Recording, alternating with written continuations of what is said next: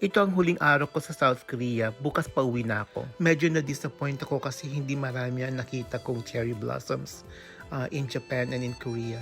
Kaya sa last day na to, maghahanap ako ng more cherry blossoms. So dito sa Incheon, meron silang natawag na Jayu Park na nasa Incheon, Chinatown.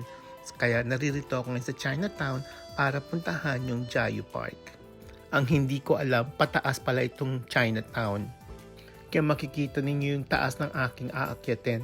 Medyo masakit pa naman ang tuhod ko ngayon. Dahil 3 linggo na ako naglalakad dito sa South Korea at sa Japan. Medyo natuwa rin ako na aside from dito sa Jayu Park na pupuntahan ko, medyo nabisita ko rin ng Chinatown. Siyempre maganda yung medyo marami kang lugar na nakikita. So mga 12:00 na, kaya sabi ko maghahanap muna ako ng makakain dito sa Chinatown. Kahit saang parte ng mundo, ang Chinatown palagi ang may masarap na kainan. Kaya heto ngayon, nakapasok na ako sa isang restaurant dito sa Chinatown ng Incheon. Ito yung in-order ko. Dapat sweet and sour pork. Kaya lang ayoko ng sweet part. Kaya sabi ko, nasa side na lang yung sauce. Mas gusto ko yung pork lang. So, I ordered the same, pork at saka may kasamang rice. Hiningal ako sa kaakyat, tita, pero walang bulaklak. Umulan daw at naglaglagan kagabi. Nakakadismaya naman. After ilang oras ng paghahanap, wala pala akong makikitang cherry blossoms.